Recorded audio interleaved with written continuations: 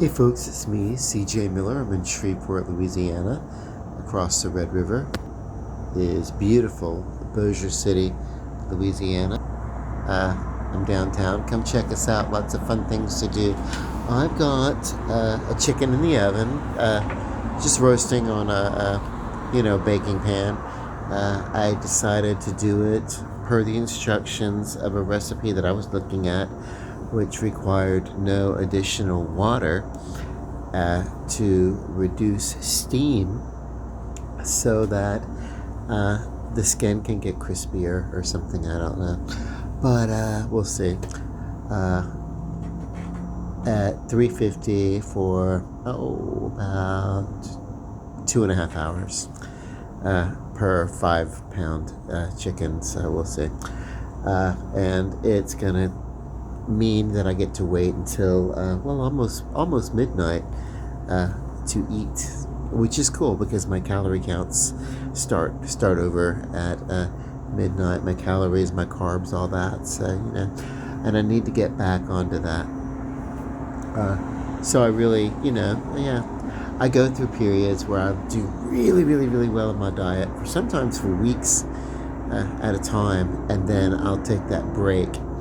And when I take a diet break, sometimes it's trickier to get myself back into the mindset of really needing to diet. But I need to do that. Today I had some chicken, but the thing that I should not have had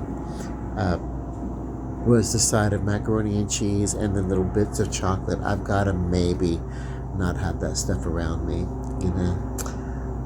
but Halloween's over, so it's like whatever. I will have some breakfast tomorrow. I'm gonna get up, meet with a friend. We're gonna go to a meeting, and the meeting that I go to serves a kind of a breakfasty brunch kind of thing. But that'll be probably. I'll get back into my routine of my weekly 1 day diet break, and then really kind of stick into a carb diet throughout the rest of the time. Gotta just get back into that discipline.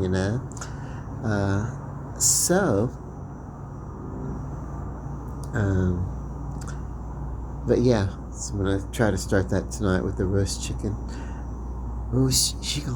So, have you guys seen the Welcome to Derry yet? I've seen the first two. I did a review on the first episode. This is a review. It's a little late on the second episode. Not going to be too many spoilers. There's going to be some spoilers. We get an idea. There's a 2-track story. We're following a group of children. Some of them were slaughtered at the end of the first episode. So the children are doing the whole Scooby-Doo thing, trying to solve a mystery of it, or what the hell's going on in Derry, Okay. There are things going on in which the visual creature that's in the novel, they just call it, that's the Losers Club from the novel. They just call it It.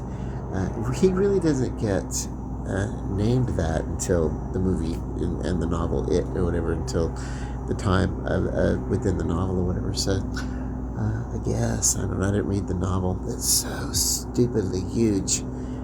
I just I love to read. But if you're gonna write something that's going to hold me for that long, it can't be boring. And a lot of the novel that I tried to get into, I just really couldn't get into it. Not in the same way that I did The Stand, and not in the same way that I read almost all the Dark Tower books. There was one that got written and interjected, and I think it was Song of Susanna, the romance portion, that really they kind of focus on the backstory of the romance, and I think that was probably something I just could not get into. It became like an 8 novel series, and if it would have stuck with 7, I would have said that I was able to read them all, but whatever, you know. Stephen King was great with the horror, but started interconnecting his work through the Dark Tower series, and so even there's just all of it's connected. They even found a way to connect Carrie. Some of the work you think that he writes maybe could be independent, but all of it keeps cropping up. It's a great plot device. It's also great to explain to the constant readers, us, when he writes his constant readers. It's a good way to explain away reoccurring themes within his written work. And I don't know if that tradition is going to continue in the work of his sons. I don't know if their work is connected generationally or not, or whatever. Technically, he wrote about in the Emerald City, and he just borrowed from everything. He found ways to include the snitch from Harry Potter, and liking it to the silver spear from Phantasm, kind of combining those two elements and references. Okay, so, but yeah, Welcome to Derry, Chapter 2. So that first tract, we're following the children, the survivors of that, and kind of get into their backstory and what's going on there a little bit, okay? But then there's also the military story. That's the other tract, where the family has come to settle, and one of the people that they're working with, and it's like, the guy had gotten accosted as soon as he got on the base, and as it turns out, it was a test of his integrity, but gone awry. It just went too far or whatever. But he was being tested to see if he could be brought into the real purpose for the base, and they are looking for something. They don't know what, but they are looking, and they're backtracking, and they're digging up artifacts of the history in that local area in which things have gone dramatically wrong, because there is something that induces fear, and so they want to weaponize this, whatever it is. So that may be the it that but so, and it's Welcome to Derry, because it is really about the family that first comes to Derry, and one of the persons on his team is, of course, Dick Halloran, most noted for The Shining. So they're kind of talking a little bit about that, And I didn't read the novel, so I don't know how close some of this backstory is going to be, but I really got a feeling they're stretching it. I also feel they're going a little bit low. I feel like some of what they're doing is really kind of low.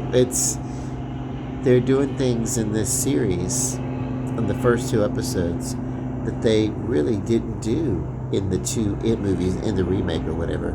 So this if the movies were a lot for you, being rated R, the TV series, Welcome to Derry, really pushes the boundary on that gross out factor, and really almost goes into really poor taste. You will probably feel a little bit unsettled after the opening scene in the first episode, and kind of a callback to that in a scene that's in the second episode.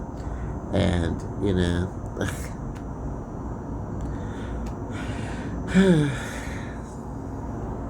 it wouldn't be the first time something like that's happened. And of course, I'm talking about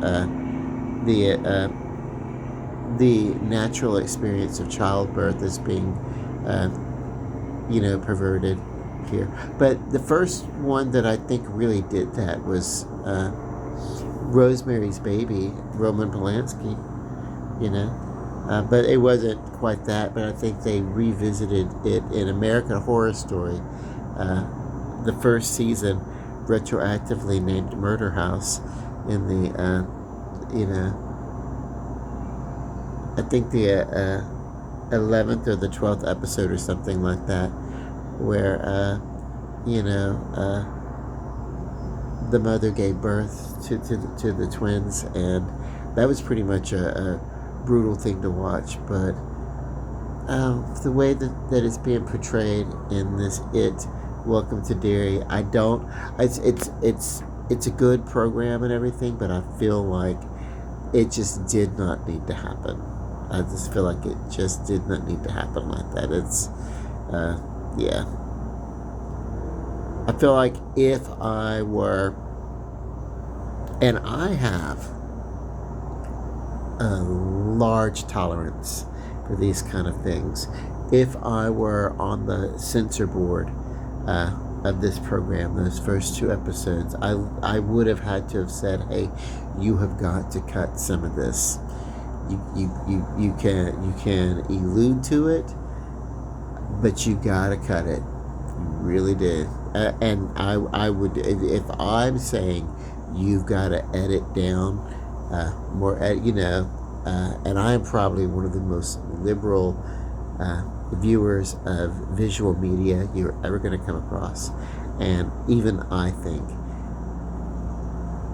that they've gone a little overboard. But aside from that, other than just the stupid shock factor, which usually means what they're trying to do with that is they're trying to cover up a really shitty, terrible plot. That's not really the case here. Welcome to Derry has some good qualities to it. It's an interesting story. From the first episode, I felt like maybe they were going to basically just rehash the It movies, but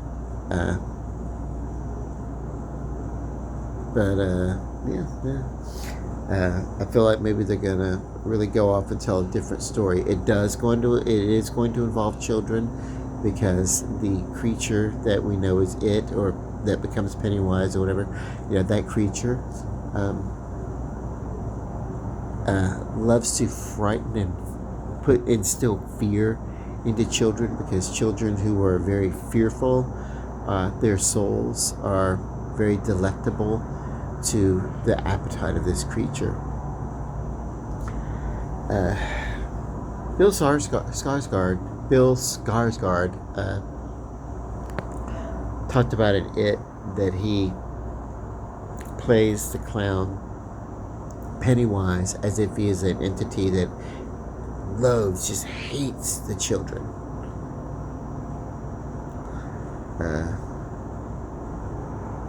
I don't know. See, I don't understand that, because I think that this is a creature who is feeding, and I think he's using fear because it tastes better.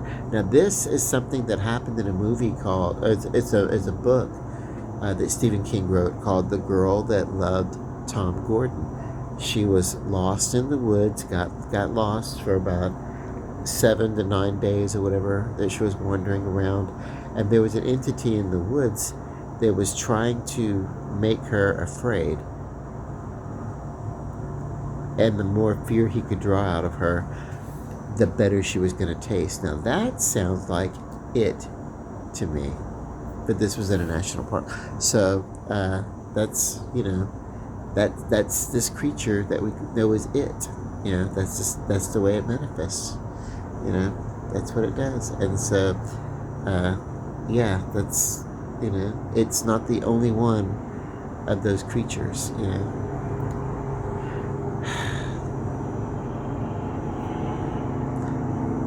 recurring themes, right? Connected by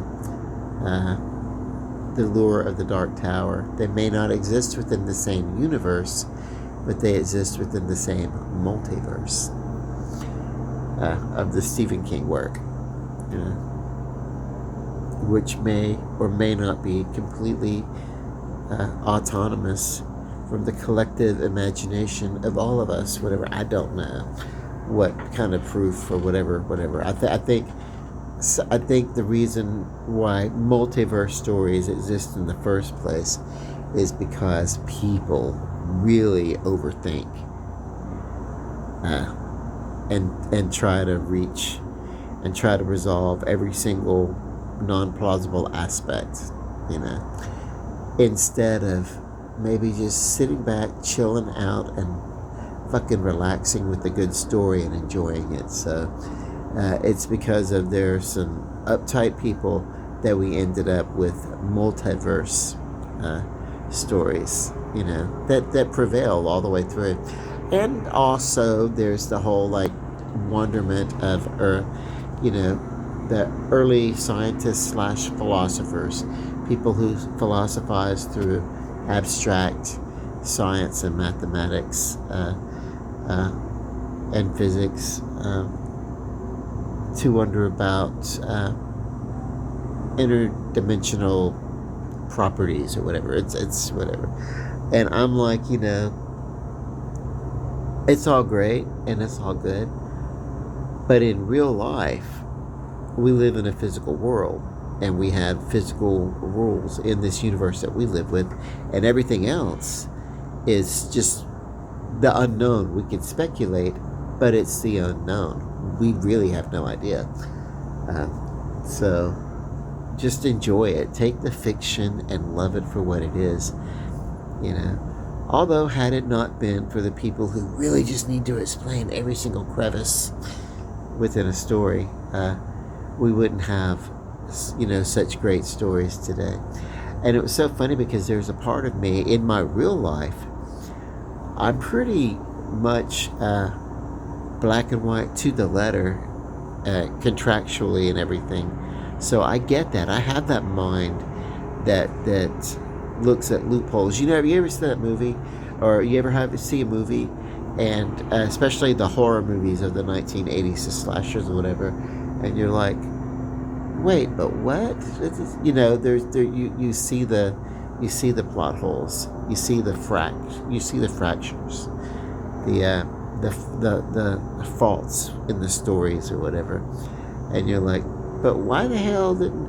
And they tried to get meta with it. That's because of people not being able to just really enjoy the story, but getting a little OCD about things. We got the answer in the Scream franchises and everything else that came after that, the whole meta situation.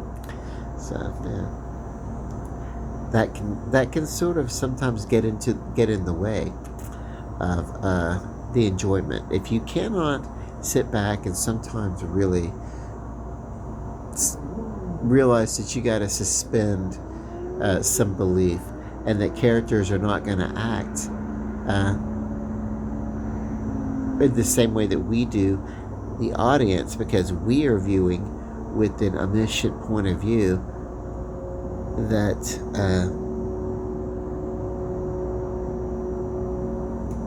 you know, we know that we're watching a story and that it's not real, and we may even have read spoilers, or we know what's supposed to happen and all this, and, but we need to realize that in a movie, characters, they don't know that. They're not real anyway. They don't know it. You know, all they're doing is you know, existing within this story. You know, they don't exist, except for in the imagination, and that's not existing. And so, yeah.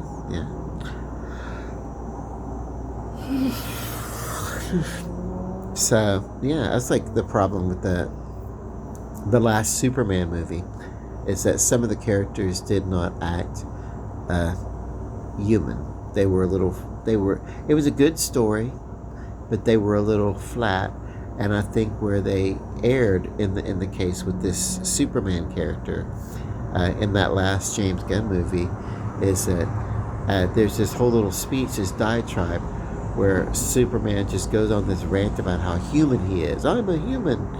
I'm a blah blah blah, and it's like, okay, we fucking get it, you know.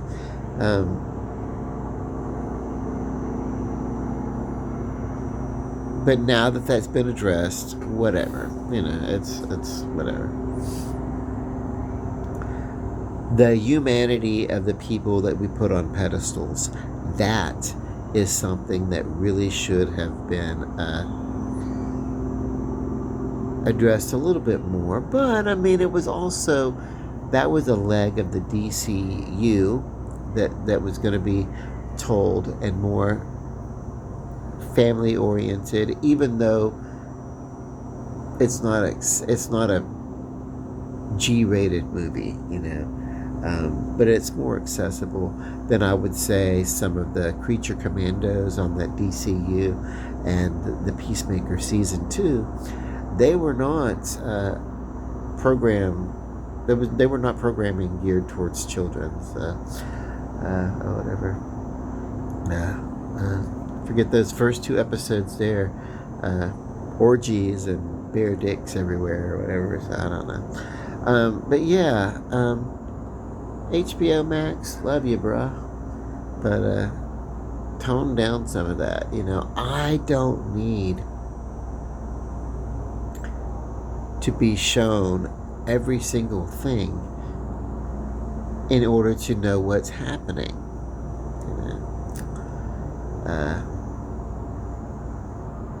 But hey, you know, it's not a bad program.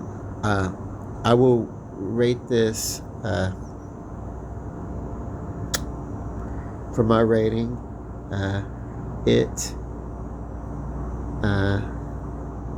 Welcome to Derry, and the second episode, I'm going to give it a lowercase s for a streaming service. It's worth viewing on a streaming service. If it were a movie, I would probably want to see it at the movie theater, because I actually think it's better than the last movies. I think it's better. My only critique is the way they have exploited the miracle of birth was unnecessary. Even if they were going to do it, they were going to be in the story and everything. The graphic way in which it's displayed, unnecessary. You know, we could have gotten the point without literally being shown what the hell's happening. But it also illustrates how horrible the lengths are that this creature from the deadlights will go. You know, so I don't know.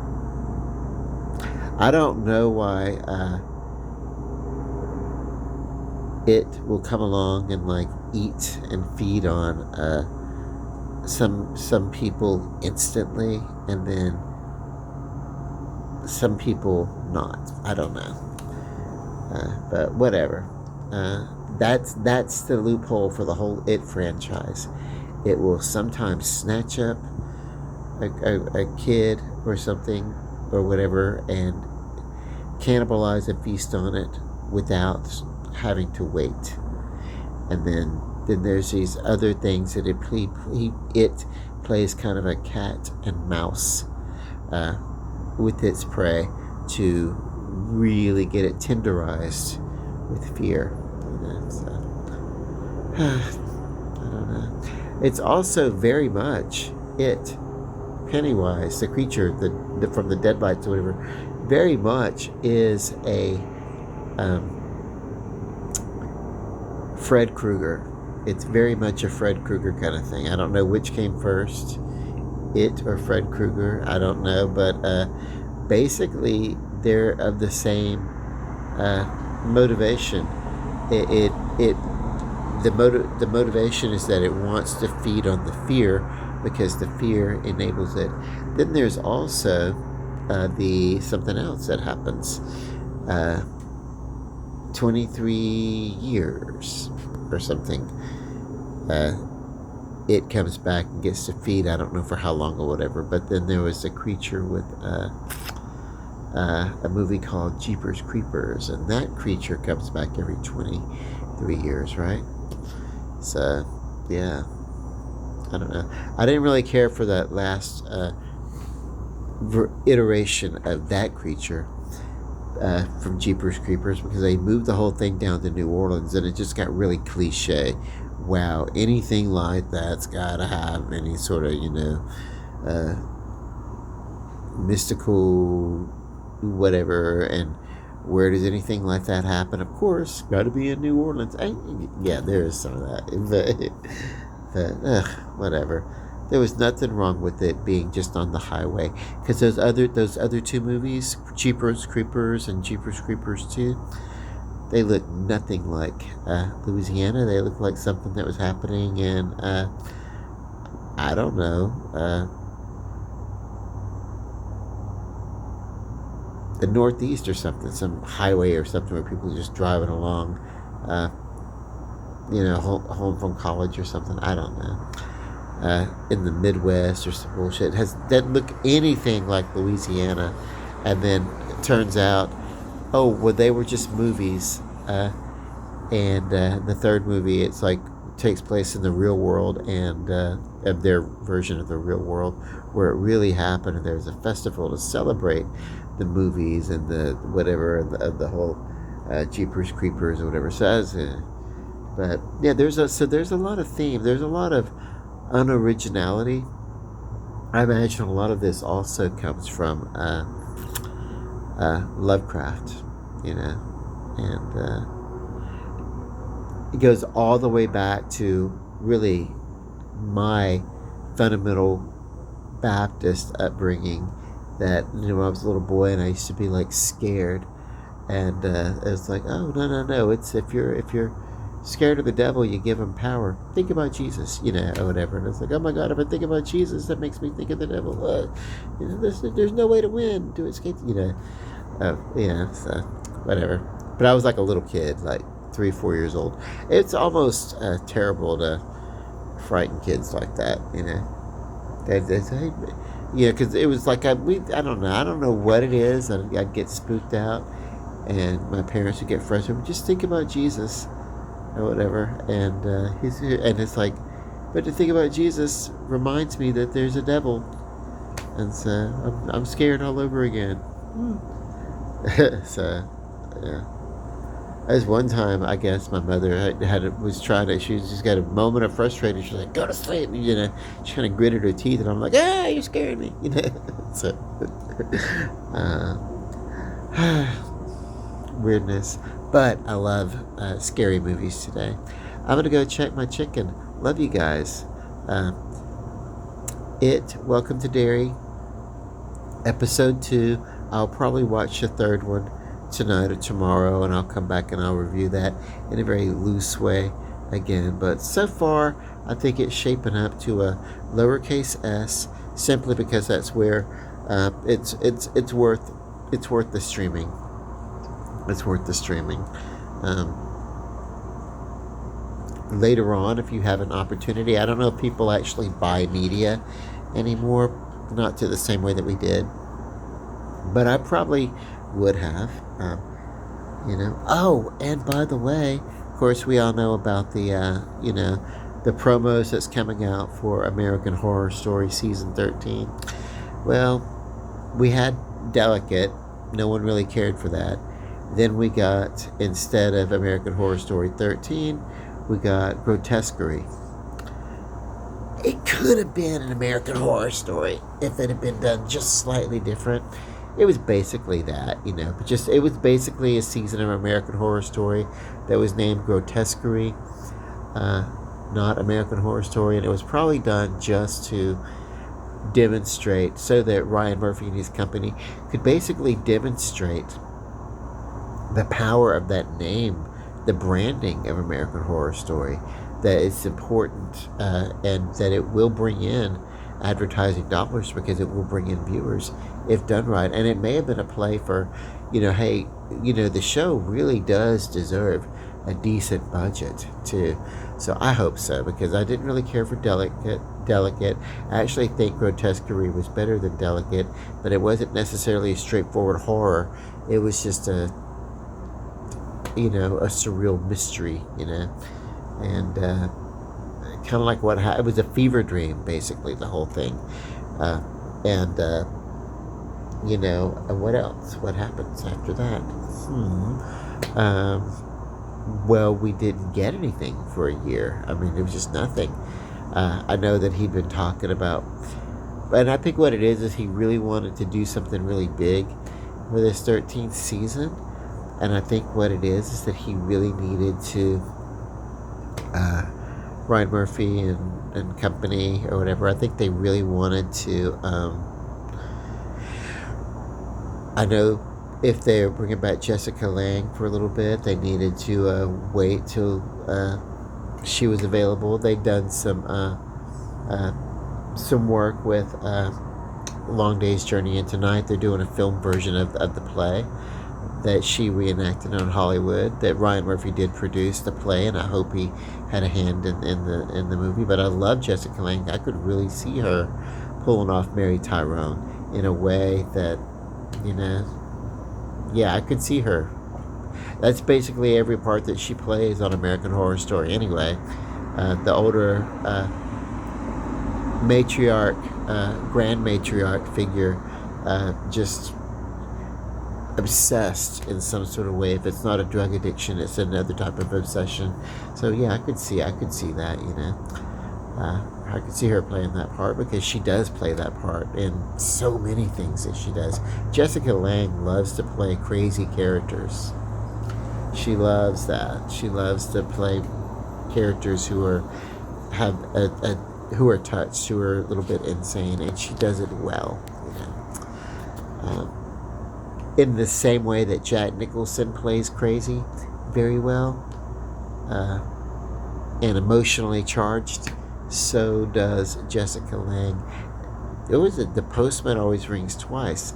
I need to go watch that movie. I've never actually seen the one that they both did that, Jessica Lange and Jack Nicholson, in the same movie, I think. Wow. Maybe I should give that a viewing to check it out. I'll do maybe a classic movie, of the new classics. That would be the closing in, say, from the late 60s to going into the early 80s. There was an era of Hollywood called the new classics.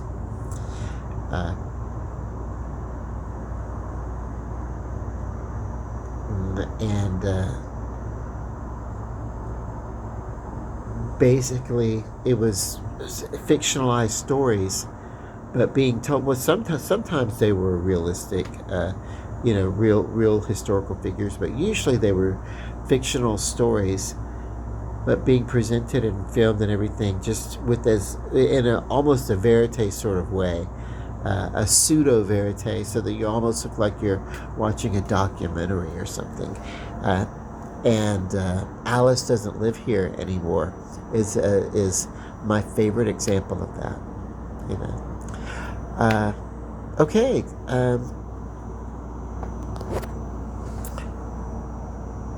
I'm gonna go check on the chicken. It's about done now. No need to do a food video or anything like that. It was basically just a chicken that I, poured a lot of Old Bay into, and some green herb around it and stuff like that. Just stuck it on a cookie sheet, stuck it in the oven for about 2.5 hours. Okay. Love and light and peace. Ciao, Bella.